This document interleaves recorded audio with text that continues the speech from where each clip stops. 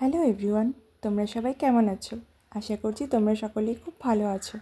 আবার অনেক দিন পর এসে হাজির হলাম একটা ভ্লগ নিয়ে।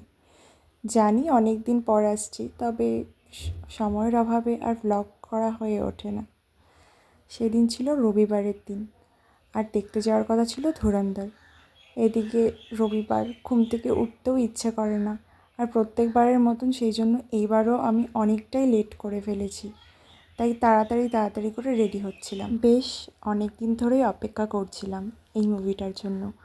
বলতে পারো যে জবের থেকে ফার্স্ট পার্টটা দেখে এসেছি, আর সেখানে রিভিল করেছিল যে সেকেন্ড পার্টটা কবে রিলিজ হচ্ছে। সেদিন থেকেই বাস আমি অপেক্ষায় ছিলাম যে কবে রিলিজ হবে আর কবে দেখতে যাব।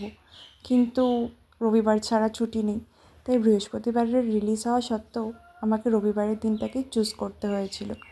এদিকে যেদিন দেরি হয় সেদিন চারদিক থেকেই দেরি হয়। একে তো দেরি হয়ে গেছে, তার উপরে পাচ্ছিলাম না সেরকমভাবে কোনো গাড়ি।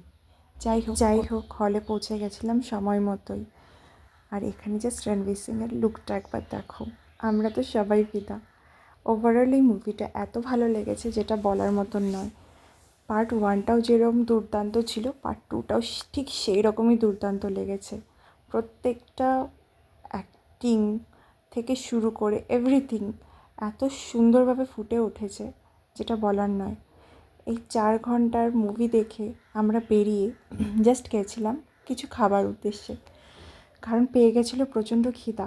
আর খিদার চোটে দেখো দুজন মিলে কি উল্টোপাল্টা বকবক করছি আর নিজেরাই হেসে যাচ্ছি। এরপর দুজন তাড়াতাড়ি করে খাওয়া দাওয়া করে দিয়েছিলাম বাড়ির উদ্দেশ্যে রওনা, কারণ অলরেডি অনেকটাই লেট হয়ে গেছিলো।